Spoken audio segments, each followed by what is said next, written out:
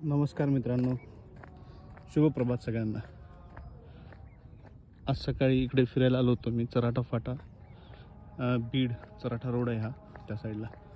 आम्ही लहानपणापासून या साईडला नेहमी फिरायला येतो, वॉकिंगला येतो.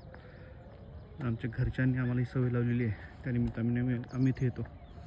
आता हा जो डोंगर तुम्हाला दिसतोय ना, या डोंगराची एक गंमत आहे. हा छोटासा एक डोंगर आहे, हा सेपरेट आहे. एक छोटेसे मागे एक आहे आणि हे 2-3 डोंगर एका लाईनमध्ये आहेत. तर आम्ही लहान असताना, म्हणजे एवढा नाही, 2-3 वर्षापूर्वीपर्यंत, 2 वर्षापूर्वीपर्यंत मला वाटतं हा डोंगर शाबूत होता. आणि या डोंगरावर लोक कसरती करण्यासाठी वर चढायची.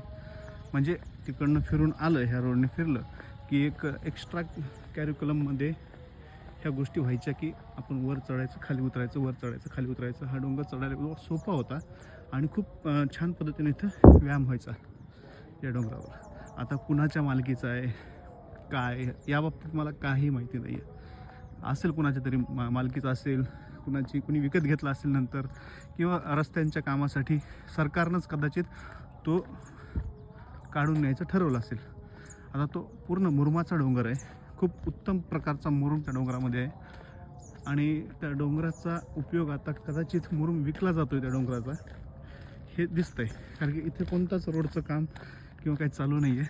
थोडंफार ट्रेनचं काम चालू आहे, तर त्यासाठी एवढूसा हा डोंगर पोखरण्याची गरज नाही आहे. तर हा डोंगर पोखरला गेला आहे, हा मुरुम विकला गेला आहे. असेल कुणाचं मालकीचं असेल, काय असेल, तर त्याचा प्रश्न आहे. पण मला एकच म्हणायचं आहे की आपण विकास करतो आहे, म्हणजे हा डोंगर आजचा असेल का?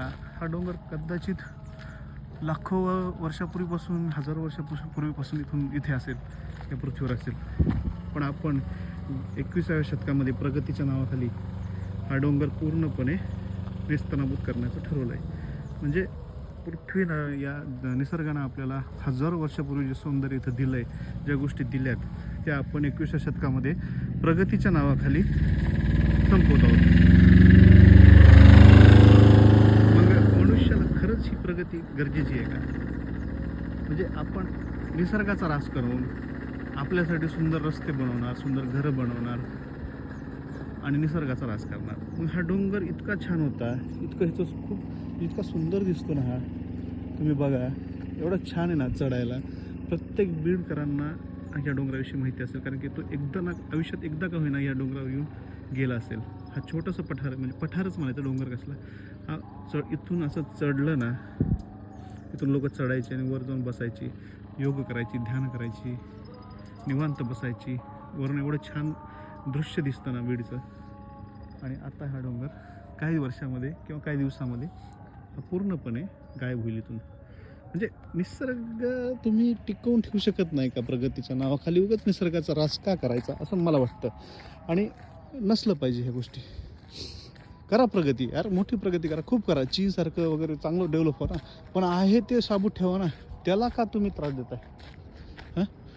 हाच डोंगर हजारो वर्षापासून इथं होता आणि आज 21व्या शतकात गेला.